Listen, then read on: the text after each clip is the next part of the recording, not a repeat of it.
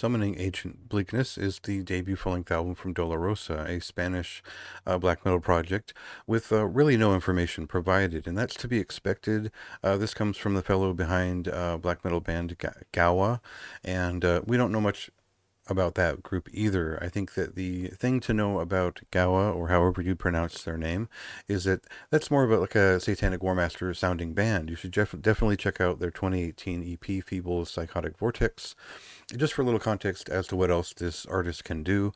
And then there's really been no preview tracks or anything to let you hear what this record sounds like. So I'll have to do my best in explaining that it's sort of an early 90s black metal zeitgeist sort of record, but done in their own style with exaggerated vocal style.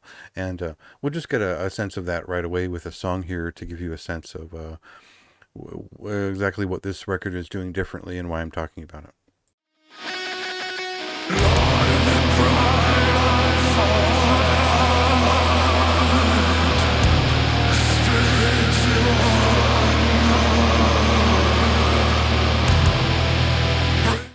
So there are quite a lot of bands out today who are doing this style, but they're doing maybe the cartoonish version of it with a lot of keyboards and honking excess, and that was always a pitfall for black metal. It was always about the riffs and the impact of the rhythms and the haunting atmosphere of black metal that sold itself early on and sort of made a subculture of it.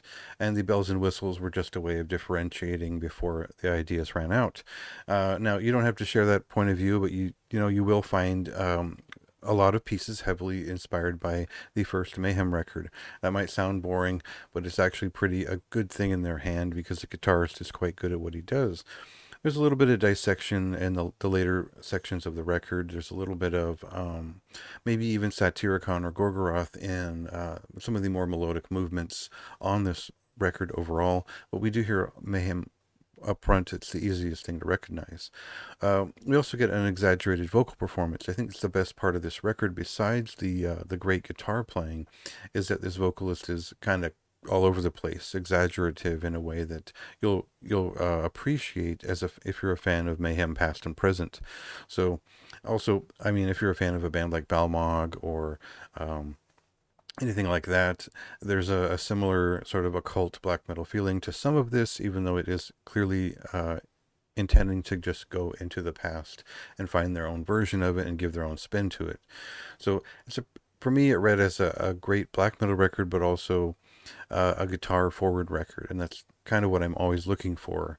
So otherwise, the production values are sharp enough that we hear all these points, so we hear the references, and I think that's it's great to hear a record that's confident enough to just sound good. I hate to, not everyone who's interested in black metal wants to hear that, but for me, the fidelity of it really adds to the atmosphere of it, and that matters more than sounding like a crispy piece of shit, right?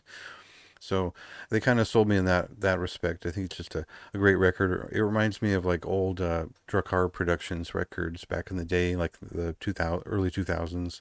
And I was just a fan of it in general. I didn't find the lyrics all that interesting, what I could make out. And, the visual style of the record is just okay, but otherwise it sounds great. I found a pretty immersive record and one I would recommend. And I don't know that you can go and listen to it yet, but it should be out on Friday, January 26th. You can check it out then.